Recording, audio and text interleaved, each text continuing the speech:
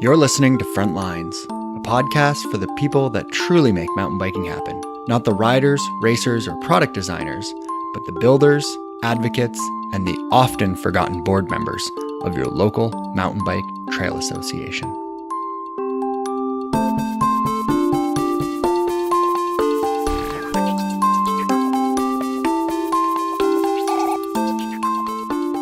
A little over a year ago, I was at a presentation given by one of this episode's guests, Tara Llanes.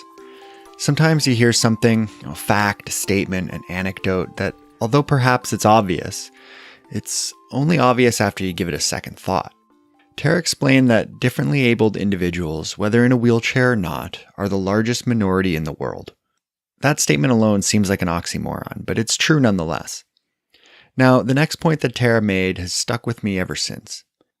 Being differently abled is the only minority group that anyone can find themselves to be a part of at any given moment. An accident tomorrow could suddenly change your situation. Your current world could suddenly seem like it's surrounded in barriers. But the truth of the matter is, those barriers have always been there. It's your perspective that could change overnight. This episode will be discussing barriers on mountain bike trails. And I'm hopeful that as an advocate or builder, it will help shift your perspective on the things you do going forwards. I'm your host, Brent Hillier, and this is episode 44 of Frontlines.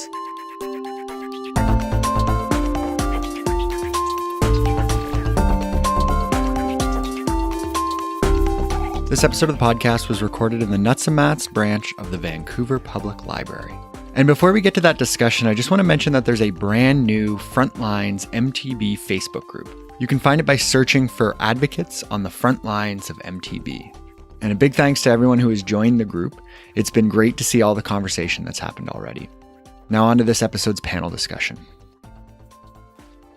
I'd like to welcome to the show 4 guests. First off, I want to welcome Tara Llanes to the show. She's a past guest and founder and CEO of Tara Llanes Industries. Hi, Tara. Thanks for joining me. Thanks for having me, Brent. And next we've got Jeremy McGhee. He's an athlete and ambassador out in California. He's also the founder of SportON USA. Hi, Jeremy. Welcome to the show. Thanks for having me, man. Stoked to be here. And Ethan Krueger, who is the founder and creator of Adaptive MTB Trails out in British Columbia. Hi, Ethan. Yeah, thanks for having me. And last but not least is Andrew Liddawi, founder of Break the Boundary out in Australia. Hi, Andrew. G'day, mate. Great to be here. So in one respect, this is a diverse group of individuals. You come from all over the world, California, Canada, Australia, but in other respects, you share a number of things in common, and you've all suffered permanent injuries, but most importantly, each and every one of you is a founder of either a company or an organization, and you're all advocates for reducing barriers in one way or another. And now when we think of trail advocates, this is someone who has made a choice to volunteer their time, to give back to the trails and to the community. But when someone finds themselves in a wheelchair, how much are they obligated to become an advocate for themselves? I just wanted to get back out, on the mountain. And in order to do that, I think that when I started to do that, I found so many barriers in the way that,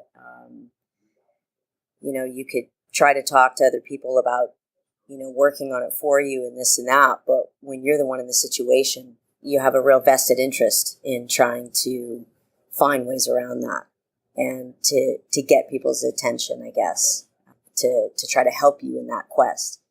So I think you kind of just start from there. I don't know. I can't speak for the rest of you. I don't know that I necessarily started out thinking in that way, that it was going to be a greater thing.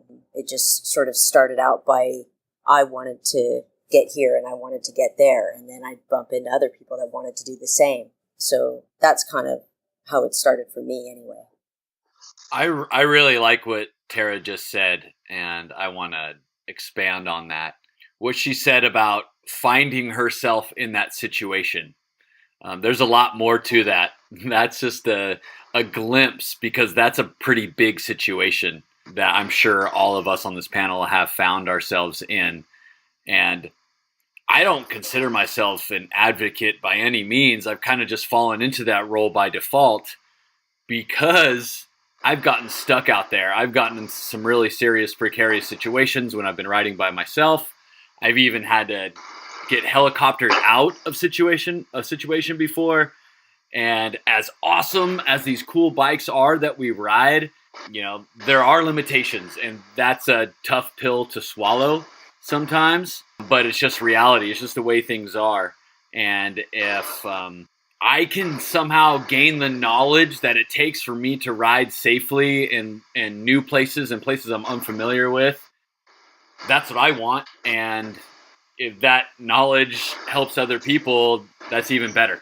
I agree with Jeremy big time that we tend not to see ourselves as advocates, and when it comes to a lot of workshops and forums and symposiums and things like that, I personally tend to avoid that title. And again, it's just part and parcel with what we do. We just get on with it, and then part of that is that we help push the agenda out there to the wider community. I think we need, if we are going to use the word advocates, I think we need as many people who are actually in those positions where they need or want something, desire something, or some particular outcome.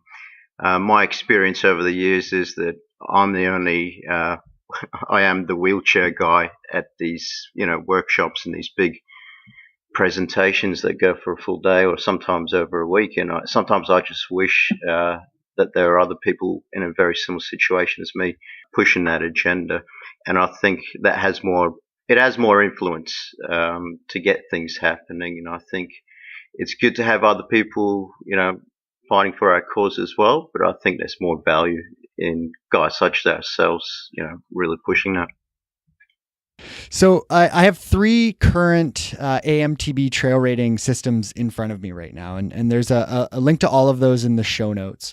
One is from Break the Boundary, and Andrew, that's your group, and not only is this a trail rating system, but you also have a complete guide for adaptive mountain biking. And when did the process of creating this document, as well as just the organization Break the Boundary itself, when did that all begin? My journey started back in about 2012 when I first discovered adaptive mountain bikes, and that was me just going in my day chair down some walking trails, some pretty rugged ones, and then came back home after my trip and thought, there's got to be a better way of getting out there without having to rely on other people to get you up and down these trails. So that's where the journey really started. We found the equipment through SportON, did some fundraising, and then from there I just tried to find one of the bigger events in Australia, and that was the Cape to Cape, which is held annually here in West Australia.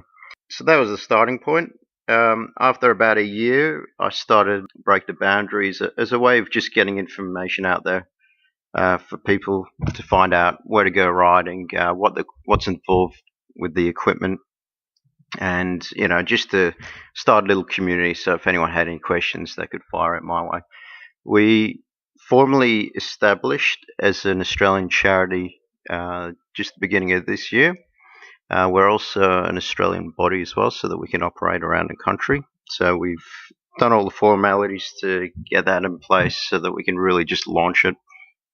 And just 3 years ago, I reckon, we started putting all that knowledge in the form of our guidelines. And as you said, Brent, it does encompass everything, including trail design and a trail rating system. It covers a whole range of other topics such as support rider tips, how to manage and run events, include adaptive categories, some of the barriers and difficulties with individuals that we're challenged with. So it's sort of the go-to, and then if any people have questions and things like that afterwards, then we're more than happy to help them out there.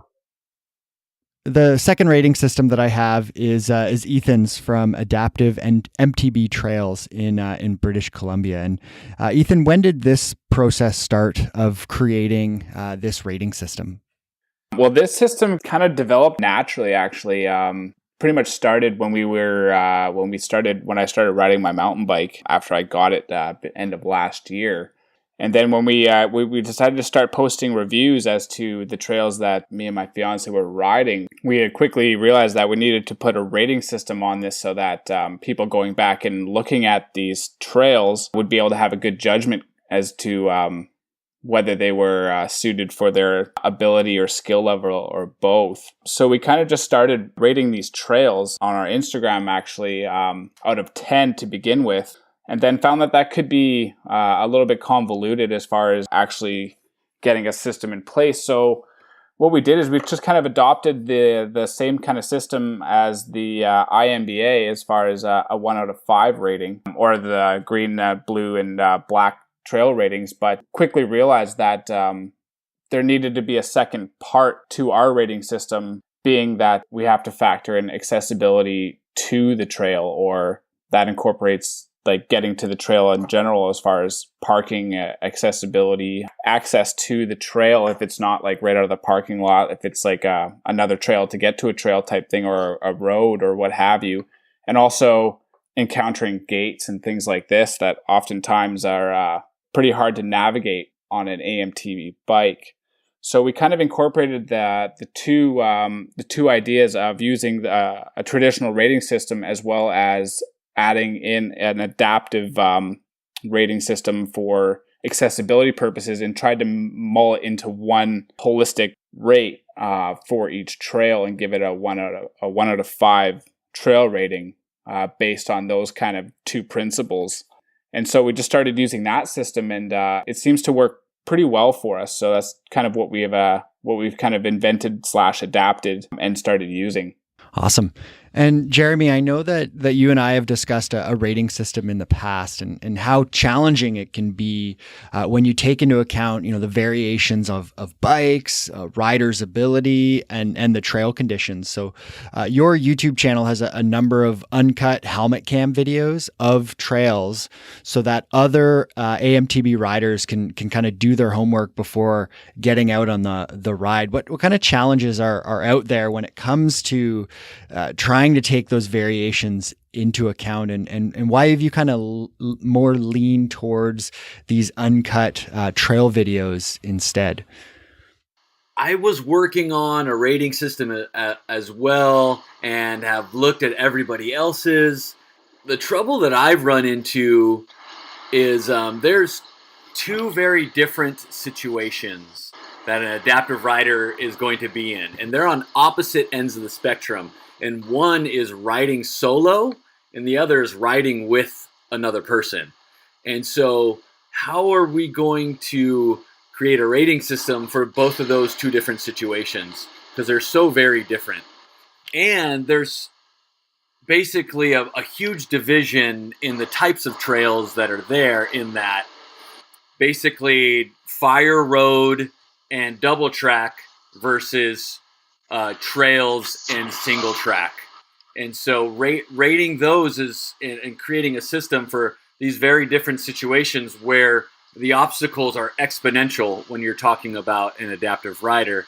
And for me, the logic of it, I ran into a block with trying to create a system.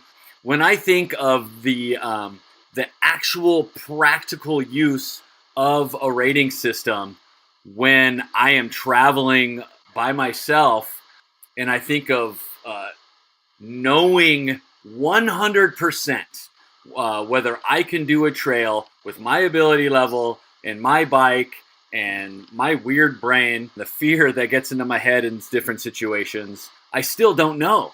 I still don't know, and I'm still not fully confident. And the only way that I can really understand a trail before I do it to the best of my ability is to see video of it, to see video of somebody riding it. That is really the best way to know a trail. And if we operate under that blanket, then really a rating system, if we indicate when obstacles exist on the trails that we deem accessible, such as fire roads and double track, then a rating system somewhat becomes obsolete if you think of the logic behind it. And basically, when I travel, the information that I need to know is where can I ride safely when I'm on my own? I've kind of moved away from this whole concept of a rating system. If we operate under this blanket statement that you should not ride single track on your own for the first time. I don't know. That's kind of where my thoughts have been moving to, and it's kind of different than from where I've been. What do you guys think about it? Oh man, no, I would totally agree with the don't ride a single track trail for the first time solo. That's just, you're asking for it at that point. I mean, I don't even know how many times I've ridden a trail first time with people and encountered things that if I was solo, I'd be totally screwed. So yeah, I 100% agree with that. That should be it should almost be a little piece of paper that comes with the bike when you buy it. So then I guess my question is if we're going to insist that adaptive riders operate, under this, I guess, philosophy, then how does a rating system come into play then in that situation? If I'm deciding on a trail to ride or not when I'm on my own. Well, I kind of agree with what you're saying there.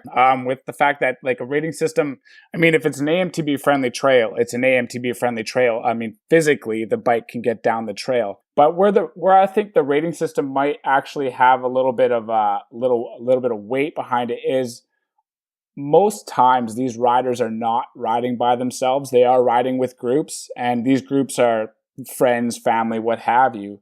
But they are also going to be looking towards obstacles and things like that, steepness of terrain, tightness of trail, even things when it comes to turning radius. I mean, these are things that we have added into our reviews of these trails for exactly that reason, to allow people to do their homework on a trail before they ride it. And like you, Jeremy, I do the same thing where I upload uncut footage of each trail that I do to a YouTube channel, just so that people can go and take a look at a top to bottom run.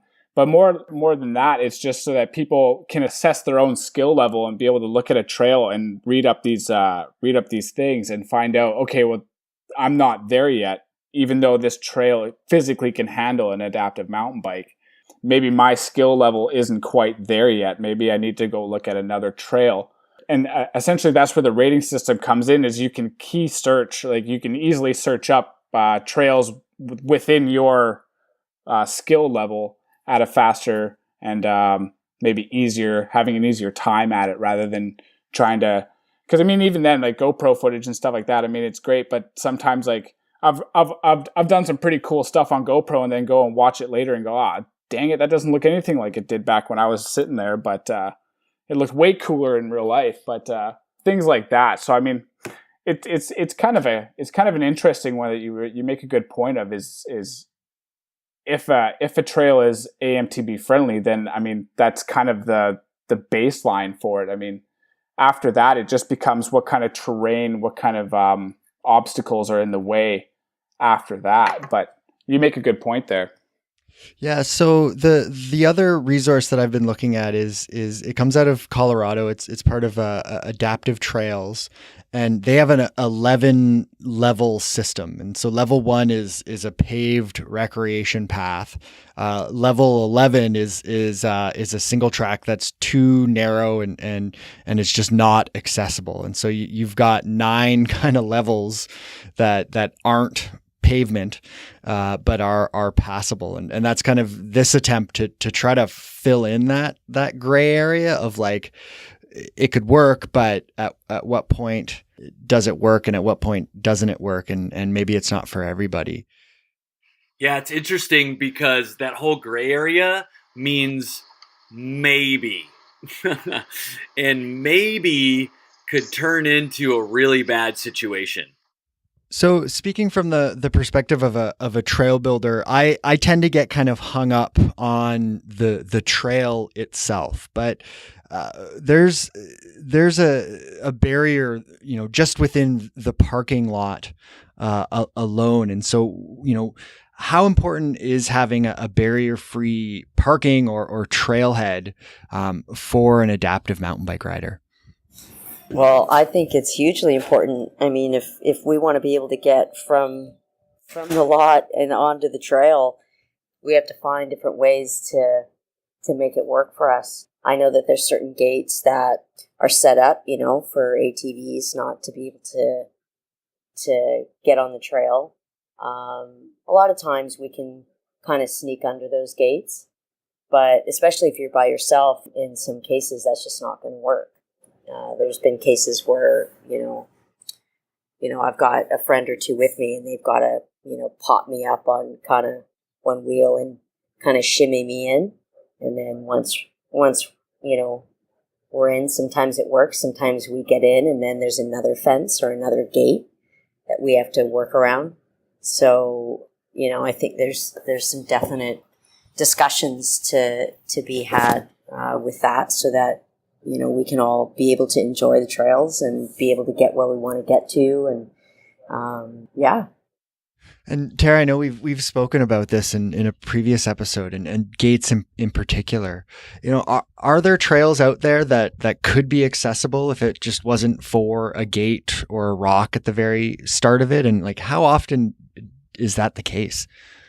Yeah, for sure. I mean, there's been, trails that I've been on that have just a big, massive boulder right in the way. And then other trails, like I was just saying, where I've started on, found kind of a workaround, got onto the trail, and then further up the trail, there was a chain link fence. So, I'd hop out of the bike and then pop it on its side, carry it sideways through the chain link fence, then to get back on. So, yeah, I mean, I don't found it too much, but, it seems like more of the gates I can generally ride underneath. I can just kind of limbo underneath it, but it's definitely something that is a discussion to be had. This is definitely where we become advocates by default, is one, labeling these spots where obstacles exist, and then two, one by one, slowly fixing them in our relative areas so we can eliminate these obstacles slowly over time. So Andrew, I know in Western Australia there's been some success with working with the local trail associations, and there's even a race series that happens in Western Australia. Has this gate issue been addressed within Western Australia? Are there some solutions for some of those access points that do have gates associated with them? The case in Australia is a little bit different. There are certain trail networks which will have gates, and again, to prevent similar things like motorbikes and ATVs getting on board. But for the most part, we tend not to have gates at the trailheads. So it's something that we don't encounter very often. But when we do, we work closely with the Parks and Wildlife, whatever the state or territory department is, and also the local mountain bike clubs. And, we pin that down on our GPS and say, here's a little obstacle that we need to look into. And they're quite receptive with that. And it's usually just shifting a thing or two out of the way to make things accessible while keeping in mind the original purpose of what that obstacle was there for. Either the municipalities or the districts where you're at being open. And I think that'd be the same in Canada. I think it's just a matter of really bringing it to people's attention and explaining it and finding a different way to make a workaround so that they feel comfortable that ATVs or vehicles aren't going to get in there, but that we're able to get in there. With our bikes being, a little over 3 feet wide, we're kind of in that ATV mold in terms of width. So I do think that it's just a matter of us bringing it to their attention. And then I do think that we find solutions. Yeah, I think that's exactly it. I think it's just one of those conversations that has never been had, really. It's never even really been brought up. And to be honest, I mean, even back when I was riding on two wheels, I had never even given a second thought to a gate. I mean, if it was too tight to even get around, you just threw your bike over it and kept going. sometimes the gates are wide enough, or tall enough so you can sneak under them. Sometimes there's a little bit of space beside them where you can kind of squeak your way through with them. Maybe exactly what Tara was describing, a little bit of finagling with some buddies. But even then, I mean, not all bikes are the same kind of bike either. Some are a little bit different. Some are more of a recumbent style where you lie back, and are different shapes and sizes too. So, I mean, there's not necessarily a one shape fits all type situation for this either. So, I mean, and the answer to fixing a gate problem, I don't actually have an answer for that. I have yet to come up with a viable solution to keep ATVs and things like that out, but yet have the same width or able to accommodate getting an aMTB bike through. I mean that's a math question that I'll leave the physicists for. But for now, I mean, that's exactly it. I don't know. But to bring it back to the original point, I don't think that conversation has really been had with a lot of organizations and trail building groups and things like that, because it's just something that has never been brought up before. It's true. The conversation is new.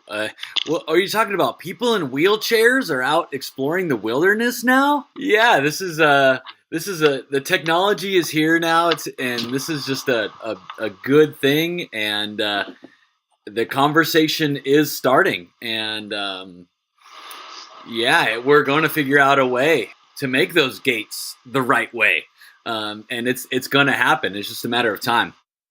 So Ethan, when I look at your rating system, what kind of jumps out at me right away, you've got kind of an A5 through A1 access, and correct me if I'm wrong there. It's A5 is the most accessible, A1 being the least accessible.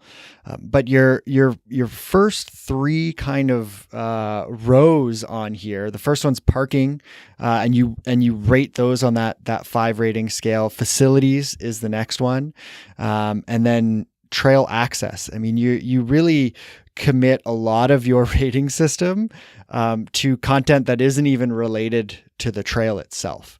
And so it really sounds like this is almost one of the biggest obstacles out there is just trying to get to the trailhead. Yeah, that's exactly it. Like, I've found a lot of times where you get to where the trail is supposed to be, and then you realize very quickly that not only can you not get even a parking spot, like you're literally confined to the side of a road, or things like that, or you can park just fine, but the access, like a lot of the times there is access trails to main trailheads and things like that, and those accesses are usually, or not usually, but sometimes they can be like steep ascending single track trails.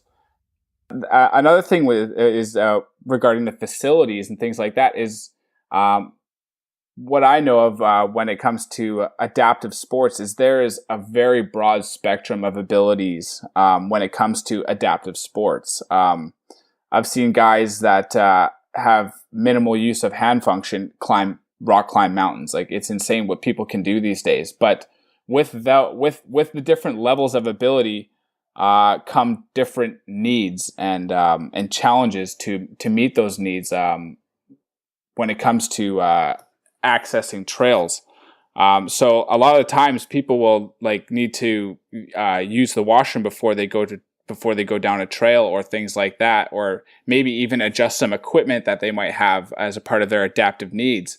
And a lot of the times there's no area or building or even an accessible washroom to be able to do this. And for a lot of people, that is a significant barrier when it comes to these things. So, I mean, that's why we kind of decided to incorporate a broader spectrum of needs and incorporate that into our rating system a bit better, just to give people a better picture of what they can expect when they show up to these trails, rather than maybe driving, I don't know, how many minutes or hours away to get to these trails, only to find out that they can't actually use the trail they had hoped for. So that's kind of why we started to bring those kind of factors into it as well. Not just I myself am quite blessed that I can get away with a lot when it comes to accessibility and kind of make do And I have an awesome crew and friends to help me get there as well. But like I said, a lot of people have different needs and based on their abilities and access to some of these facilities or parking spots or ease of access to a trail is a make or break deal for quite a few people. So whether it's in reference to the parking lot or the trailhead or the trail itself, what I want to finish this conversation on is what can trail associations, land managers, and individual trail builders do to try to make sure that there are as few, if none, if no barriers existing out there on the trails or the trail networks. What kind of takeaways can people have to try to improve on accessibility out there for mountain bike trail networks? I'd take more of a general approach, and I'd just say to these people, have a chat with one of us. We're not out there to rip up trails or drastically change trails. We just want some very minor modifications to make things accessible. I think you get a lot of information when you're just physically there and you see someone, an adaptive bike, doing their thing, and very little actually has to be said. You learn a lot from just viewing. So yeah, just get out there, have a chat with someone who's in that position, and yeah, the world's your oyster. I totally agree with that. We definitely don't want to. Brent and I were talking earlier, and we use the term dumb down trails. Of course, that's not the goal. I do like with new trails though. I use the term and the hashtag make it 48. Make it 48, bro. Help me out.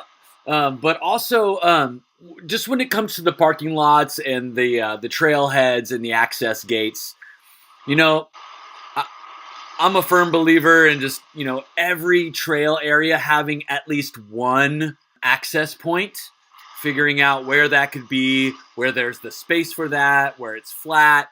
And, I don't mind driving out of my way a little more to get to that access point if I have to. It's not a big deal.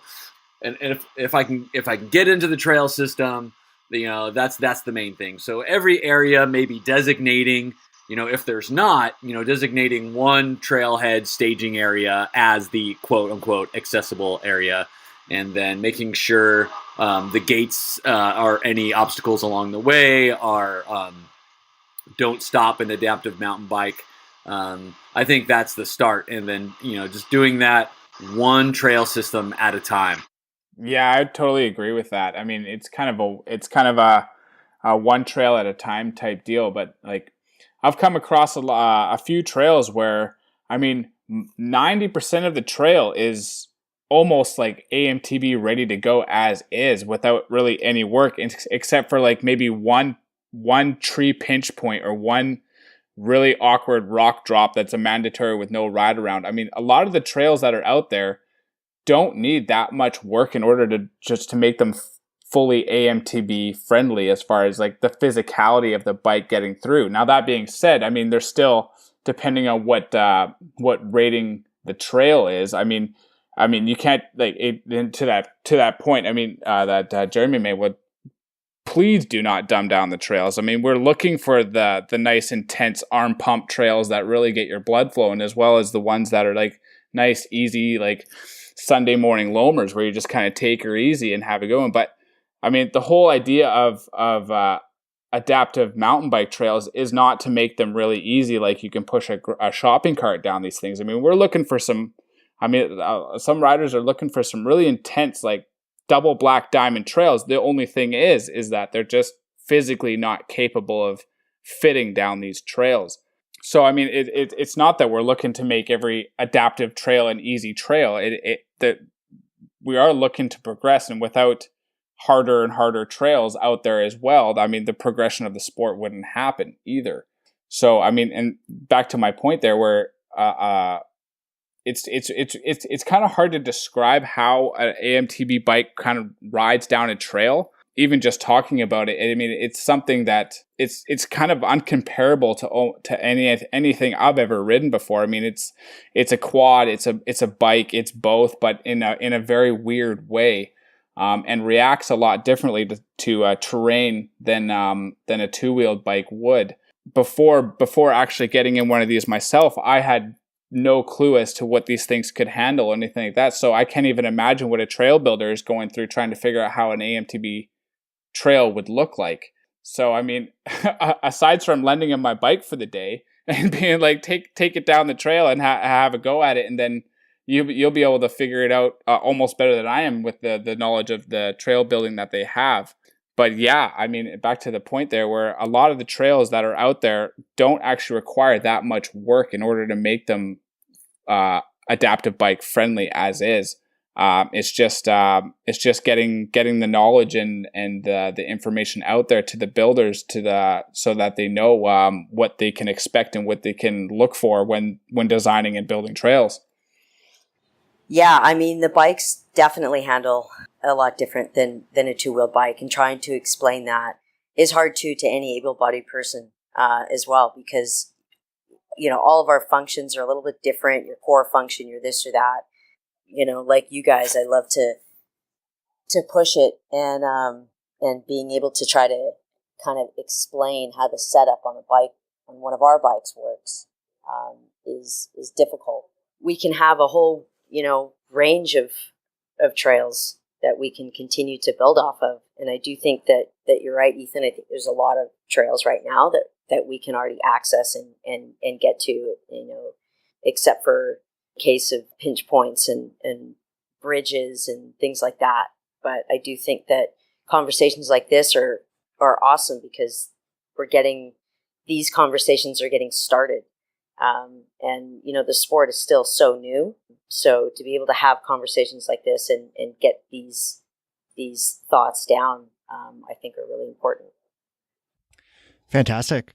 Well, you know, it gets, you know, me thinking and kind of my brain just working a little bit about what I can do on some of the trail maintenance that I do, and also just, you know, wanting more experience as well, wanting to kind of get out there and see what these bikes look like out on the trails, and hopefully, you know, the takeaway for this that I certainly have, and hopefully for some of the other trail builders that are listening is, you know, trying to gain an opportunity to just get out there and actually see what this looks like on the trails that we maintain and build. Because I think that's probably the most important part, is just actually seeing this for themselves. And I don't know what the policy is on riding one of your bikes. I know I generally don't like to lend out my bike to people, so I'm okay with it being a no to borrowing your bicycle. But definitely just seeing it out on the trail is going to be beneficial. No, Brent, you could take my bike out for a rip anytime, man. Take my bike out with a $10,000 deposit. Perfect. Well, that sounds fair. That sounds totally fair. So thanks so much, everybody, for just agreeing to do this and having this conversation. I really appreciate it. I think it's going to be hugely beneficial to everybody out there. And yeah, thanks again. Awesome. Thanks, Brent, for having me, and all of us. Yeah, thank you very much. Cheers, Frank. Good to hear from you guys. Thanks, everybody.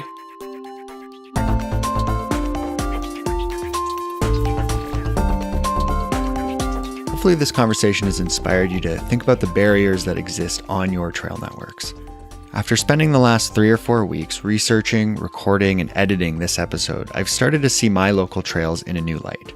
A little while back, one of our trails was adjusted to allow for aMTB access, and it's a great example of the minor changes that needed to make that possible. And the improvements made the trail better for everyone, not just aMTB riders. What I recently realized is that despite the trail being accessible, there is no accessible parking. The parking lot is gravel, there's no lines painted. Even if someone found a spot with plenty of room to get out of their chair and into their aMTB, there's no guarantee that someone won't park next to them and prevent them from being able to get back into their vehicle at the end of their ride. I sent this feedback to the land manager, which in this case is the municipality, and I probably received the fastest response of my life from an elected official. Within an hour, a city councilor gave me a call. Now, I'm still waiting on a solution, but I've been sure to follow up, and I know something will happen. Now, just this past week, Ethan was kind enough to meet with all of the local builders and answer some questions. I'm excited to see what some of those builders will do with their new knowledge, and hopefully this conversation will inspire you as well. A big thanks to all of my guests, Tara, Jeremy, Ethan, and Andrew. In the show notes, you'll find the 3 rating systems I mentioned during our conversation. I've also included the links to each of the guests' various organizations. One quick note, Jeremy and SportON USA will be rebranding very soon to the UnPavement, so keep your eyes out for that. Now, I'm just going to throw my Trailforks hat on for a quick moment. I'm currently working on an aMTB ambassador program for Trailforks. If you're an adaptive mountain biker and you're interested in curating which trails and points of interest on Trailforks are accessible, then send me an email at brent@pinkbike.com. Like always, you can find the show on Facebook, Instagram, and Twitter at FrontlinesMTB. You can send me an email or audio file to info@frontlinesmtb.com. You can stream the show on iTunes, Google Play, Stitcher, SoundCloud, and YouTube. And if you haven't done so already, leave us a review at wherever you get the show. It helps others find the podcast. Don't forget to support the show via PayPal. You can find a link in the show notes, along with a link to the Frontlines MTB book club. And remember, a portion of any purchases made on Amazon after following those links will be sent to the podcast. This podcast is possible through donations and support from listeners like you. On Sunday, June 24th, I'll be facilitating the Diggers discussion at the Plaid Goat Mountain Bike Festival in Canmore, Alberta. I'm looking forward to seeing some of you there. If you're in the Canmore area and you haven't got the invite, then send me an email and we'll get you into this private event. And there will be coffee and beer. And on November 6th and 7th, I'll be at the MTB State Summit. This event is being hosted by the Michigan Mountain Bike Association, the Vermont Mountain Bike Association, and the Jersey Off-Road Bicycle Association in Grand Rapids, Michigan. It's open to mountain bike chapters, clubs, and organizations of all types and affiliations. The summit aims to be productive, collaborative, and tangible even beyond the event itself. It's only open to 100 participants, so if you're interested, please follow the link in the show notes and you can learn more and sign up there. All proceeds will go towards 2 grants that as a participating organization you can apply for. You can also find similar events in your area at frontlinesmtb.com/events. You'll find a Google Calendar with trail advocacy symposiums, conferences, and discussions. If you want your event included in that calendar, then send me an email with the details. Next episode is going to be a bit different, and you'll simply need to tune in to find out more. Music, as always, is by Lee Rosevear, production notes by Jennifer Pride. Artwork is created by Brandon Gallagher-Watson and BGW Creative. Finally, I'm Brent Hillier. This is Frontlines. Thanks for listening, and happy trails.